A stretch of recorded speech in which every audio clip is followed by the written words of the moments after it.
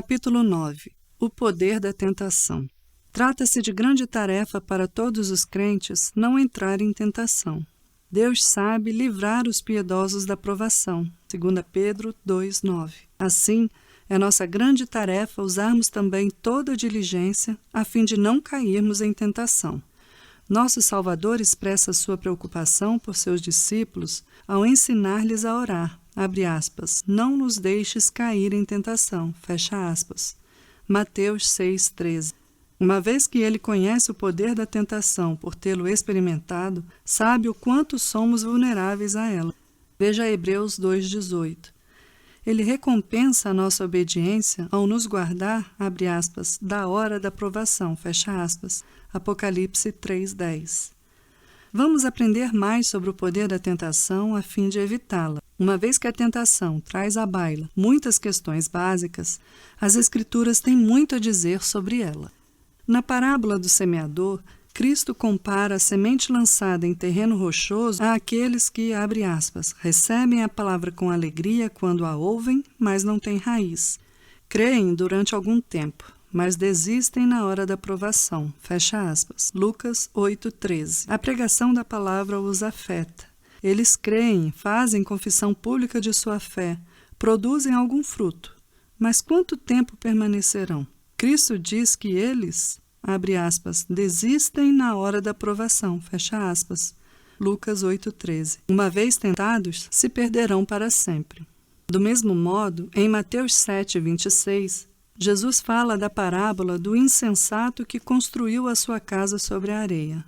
Mas o que acontece a essa casa cuja fé foi confessada publicamente? Ela abriga seu ocupante, mantendo-o aquecido, e ele fica ali por um tempo. Porém, quando a chuva cai, em outras palavras, quando a tentação vem, ele cai completamente, e a sua queda é grande. Esse homem insensato é como Judas, que seguiu nosso Salvador 3 anos.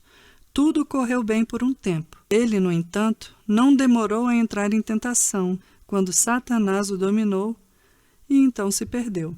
Demas pregou o Evangelho até que o amor do mundo entrou em sua alma e ele então se afastou por completo.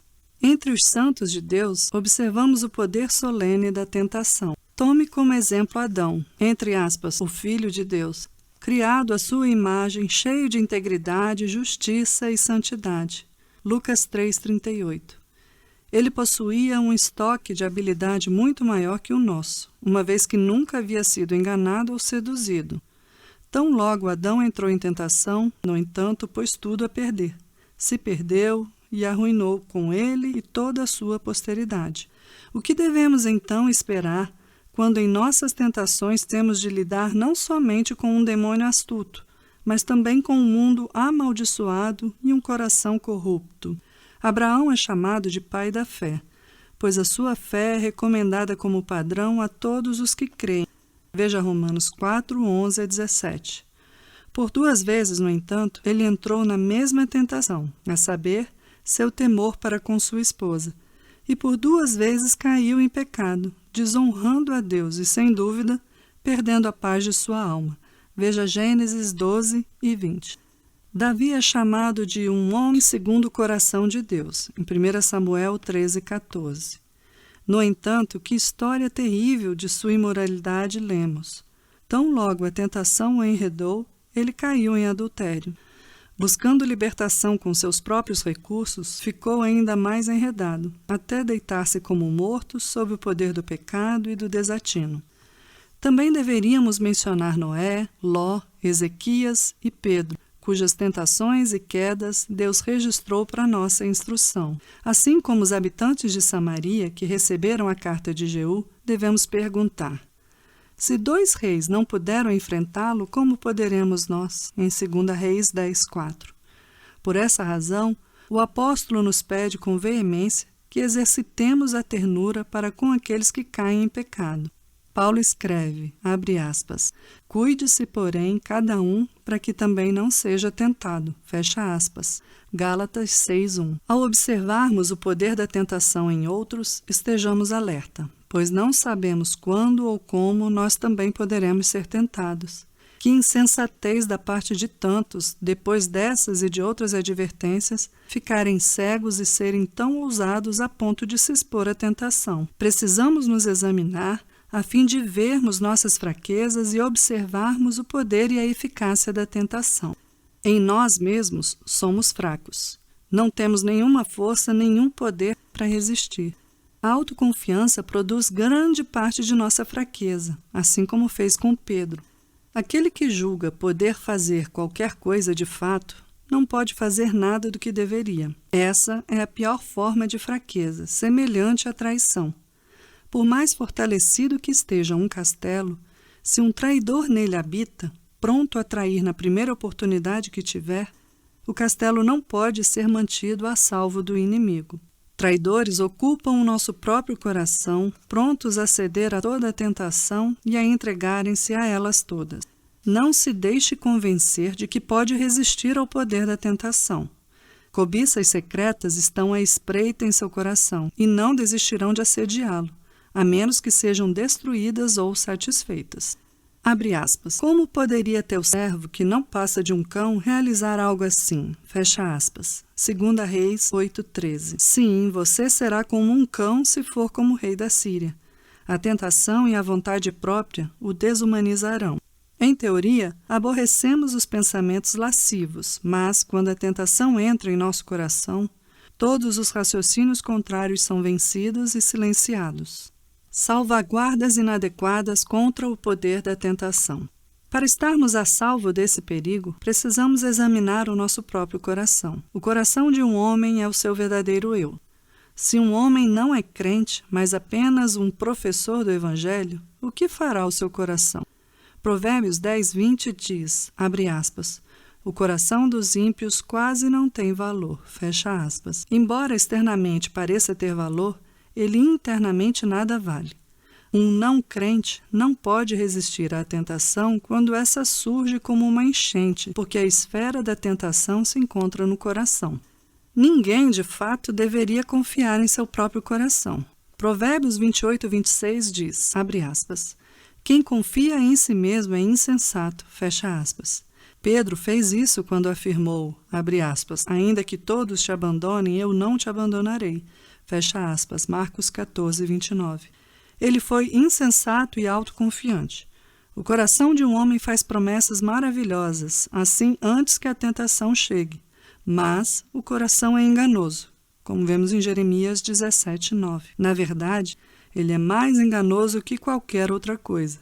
Ele possui milhares de atalhos e enganos, e quando a prova vem, as tentações o tomam de assalto como, abre aspas, ao vinho velho e ao novo, prejudicando o discernimento do meu povo, fecha aspas, Oséias 4:11. Precisamos então examinar algumas das medidas inadequadas que quase sempre tomamos em nossas tentativas de salvaguardar o coração na hora da tentação. 1. O amor à honra no mundo. Por meio de sua conduta e de sua confissão pública, uma pessoa obtém reputação e estima da igreja. Assim, alguns argumentam: seria eu capaz de suportar a perda dessa reputação na Igreja de Deus ao ceder à cobiça, ou a determinada tentação, ou a lidar com este ou aquele mal público? Esse parece ser um argumento tão forte que muitos o usam como escudo contra qualquer investida de tentação que possa ser feita. Eles prefeririam morrer 1000 mortes a perder a sua reputação na igreja.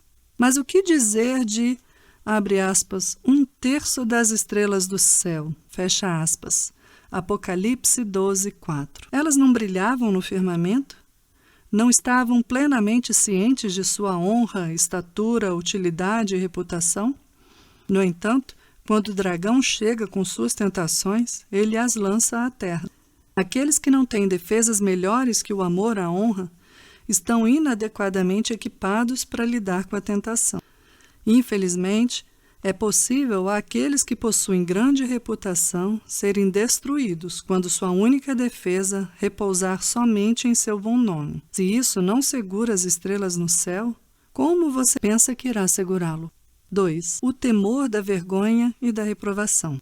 Por nada no mundo, algumas pessoas trariam sobre si a vergonha e a reprovação associadas a certas tentações. Sua preocupação, no entanto, tende a se concentrar somente nos pecados óbvios, que o mundo nota e aborrece.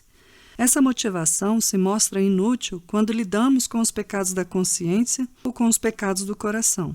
Inumeráveis desculpas são oferecidas ao coração quando alguém confia nisso como a defesa principal contra a tentação. 3. O desejo de não perturbar a paz da mente, ferir a consciência ou correr o risco da punição eterna. Alguém poderia pensar que essa postura serviria como uma grande salvaguarda para preservar as pessoas na hora da tentação. Na verdade, deveríamos usá-la como uma grande defesa, pois nada é mais importante que lutar para manter a paz com Deus. Várias razões, no entanto, indicam que essa motivação somente não é o bastante. A paz de alguns apenas fornece um falso senso de segurança, feito de suposições e de falsas esperanças. Mesmo alguns crentes se apegam a ela. Davi desfrutou dessa falsa paz até que Natã fosse vê-lo. Laodiceia repousava nela quando vivia à beira da destruição. A igreja de Sardes também alegou ter essa paz enquanto permanecia deitada, à morte. Somente a verdadeira paz em Cristo nos sustenta, e nada mais. Nenhuma das coisas que Deus não preservará no último dia nos guarda hoje. A falsa paz age como um junco quebrado, penetrando a mão que sobre ele repousa. Mesmo a verdadeira paz que desejamos para guardar a nossa alma pode se mostrar inútil como defesa na hora da tentação.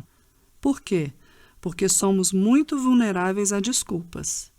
Esse mal é tão trivial, dizemos, ou argumentamos que é muito questionável, que ele não ofende de modo escancarado e flagrante a nossa consciência. Nós racionalizamos, usando algumas desculpas, enquanto mantemos nossa própria paz de mente.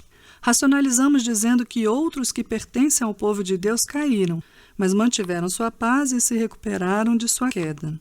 Diante de milhares desses argumentos, estabelecidos como baterias de armas contra uma fortaleza, a alma finalmente se entrega. Se nós nos concentrarmos apenas em uma salvaguarda para a paz, o inimigo nos atacará em outro lugar. Ela é de fato uma peça da armadura para a nossa proteção.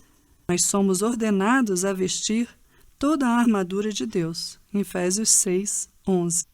Se dependermos desse único elemento de defesa, a tentação entrará e nos derrotará de 20 outras maneiras. Um homem, por exemplo, pode ser tentado a viver uma vida mundana, a ter um ganho injusto, a vingança, a vaidade e muitas outras coisas. Se ele concentrar sua atenção nessa única salvaguarda da paz e se considerar a salvo, irá negligenciar as outras necessidades. Ele pode negligenciar a sua comunhão individual com Deus ou desconsiderar a sua tendência a ser carnal. Ao final, ele pode não estar sequer um pouco melhor do que se tivesse sucumbido à tentação que tanto o perturbou. A experiência mostra que essa paz de mente fracassa como salvaguarda. Não há nenhum santo de Deus que não valorize a paz que desfruta, embora tantos fracassem no dia da tentação. 4. O pensamento da vileza de pecar contra Deus. Como poderíamos fazer algo assim quando pecar contra Deus é depor contra suas misericórdias e ferir a Jesus Cristo, que morreu por nós? Infelizmente, observamos todos os dias que mesmo esta não é uma defesa certa e infalível. Uma defesa assim não existe. Por que essas motivações não nos livram na hora da tentação? Suas fontes traem suas inadequações, pois surgem da disposição universal e habitual do nosso coração ou da própria tentação. Devemos permanecer desconfiados de tais conselheiros. O poder da tentação. É útil considerar o poder da tentação à luz daquilo que já dissemos. O poder da tentação obscurece a mente de modo que a pessoa fica incapacitada de fazer julgamentos corretos sobre as coisas, como fazia antes de entrar em tentação. O Deus deste mundo cega a mente dos homens para que não vejam a glória de Cristo no Evangelho. Veja 2 Coríntios 4:4. Do mesmo modo, a natureza de toda tentação obscurece o coração da pessoa que está sendo tentada. Isso ocorre de várias maneiras. Primeiro, a imaginação e o pensamento podem ficar tão obcecados por algum objeto que a mente se distrai em relação àquelas coisas que poderiam aliviá-la e ajudá-la. Alguém pode ser tentado a crer que Deus o abandonou ou que o odeia, de modo que não expressa interesse por Cristo e fica tão deprimido que pensa que nenhum dos remédios a ele sugeridos irá auxiliá-lo. Enquanto isso, ele se torna obcecado pela tentação que o persegue. A tentação também obscurece a mente por meio da trágica confusão das inclinações do coração. Olhe ao seu redor e veja como a tentação, tão prontamente, embaraça os sentimentos das pessoas. Mostre-me alguém que não esteja ocupado com esperança, amor e temor daquilo que não deve fazer, e eu rapidamente apontarei para a sua cegueira. Seu presente julgamento das coisas será obscurecido, e a sua vontade será enfraquecida. Segue-se imediatamente a isso a loucura. O ódio ao pecado, o temor do Senhor e o senso do amor e da presença de Cristo partem e deixam o coração à mercê do inimigo. Finalmente, a tentação alimenta nossos desejos, estimulando-os e provocando-os, de modo a deixá-los envolvidos em uma interminável agitação. Uma tentação, quer seja cobiça, quer uma atitude deformada ou qualquer outra coisa, se torna a obsessão absoluta de alguém. Podemos citar o temor carnal de Pedro, o orgulho de Ezequias, a avareza de Acã, a impureza de Davi, o mundanismo de Demas ou a ambição de Diótrefes. Não conhecemos o orgulho, a fúria e a loucura de uma ação errada até que encaremos uma tentação adequada. Quão trágica é a vida de alguém cuja mente esteja obscurecida, cujas afeições estejam comprometidas e cuja cobiça esteja atiçada, de modo a derrubar suas defesas. Que esperança pode haver para essa pessoa? Observamos esse poder da tentação pessoal e socialmente. Tentações públicas, tais como as mencionadas em Apocalipse 3:10, abre aspas, para pôr à prova os que habitam na terra, fecha aspas, também se manifestam em uma combinação de perseguição e sedução para testar uma geração de crentes desinteressados. Essas tentações públicas tomam as mais variadas formas. Primeiro, elas são o resultado do juízo de Deus sobre aqueles que negligenciam ou desprezam o Evangelho, ou que, como falsos crentes, agem como traidores. Deus permitiu que Satanás seduzisse Acabe como punição. Veja 1 Reis 22:22. Quando as pessoas no mundo se rendem à insana e falsa adoração em sua negligência à verdade e na esterilidade de suas vidas, Deus envia, abre aspas, um poder sedutor a fim de que creiam na mentira, fecha aspas. 2 Tessalonicenses 2:11. Essa desilusão vem com um propósito punitivo para aqueles que são egoístas, espiritualmente preguiçosos, descuidados e mundanos. Os que não guardam a Deus em seus corações também são entregues pelo próprio Deus a uma mente reprovável. Veja Romanos 1:28. Segundo, algumas tentações públicas se espalham como epidemia a partir daqueles que deveriam ser piedosos, mas que são meros mestres vazios. Cristo adverte, abre aspas, devido ao aumento da maldade, o amor de muitos esfriará, fecha aspas, Mateus 24:12. Quando alguns se tornam negligentes, descuidados, mundanos e insensíveis, eles corrompem outros. Abre aspas, um pouco de fermento faz toda a massa ficar fermentada, fecha aspas. 1 Coríntios 5:6, Gálatas 5:9.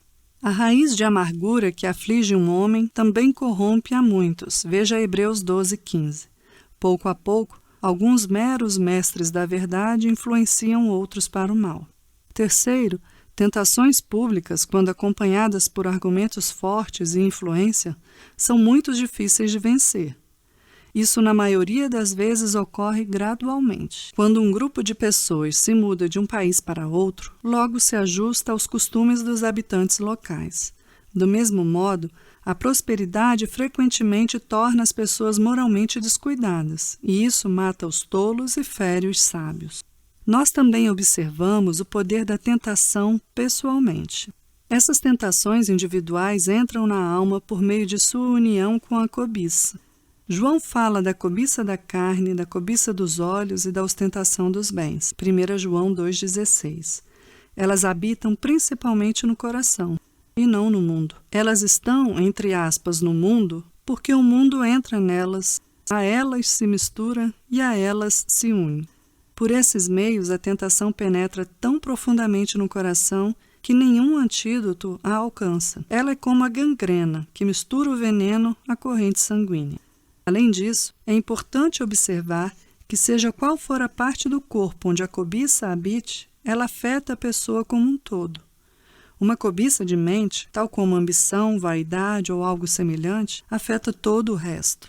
A tentação atrai a pessoa toda para dentro dela.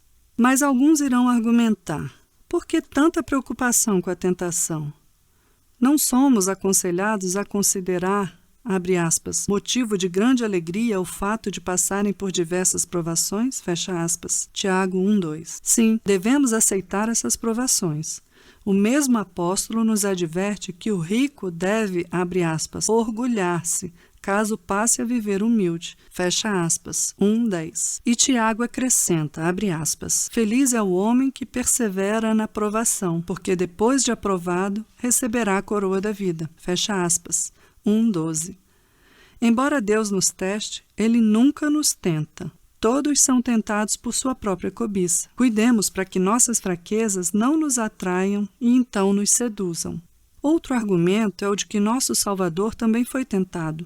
Seria ruim se vivêssemos a mesma situação? Hebreus 2:17 e 18 deixa claro que o fato de Cristo ter sido tentado é para nós uma vantagem. Ele usa como base da grande promessa a seus discípulos o fato de que eles haviam estado com ele em suas tentações. Lucas 22:28. Sim, é verdade que nosso Salvador experimentou a tentação, mas as Escrituras consideram suas tentações entre os males que sobrevieram a ele nos dias de sua carne, vindo a ele através da malícia do mundo e de seu príncipe. Ele não se lançou deliberadamente à tentação. Ao contrário, ele disse, abre aspas, não ponha à prova o Senhor, o seu Deus, fecha aspas.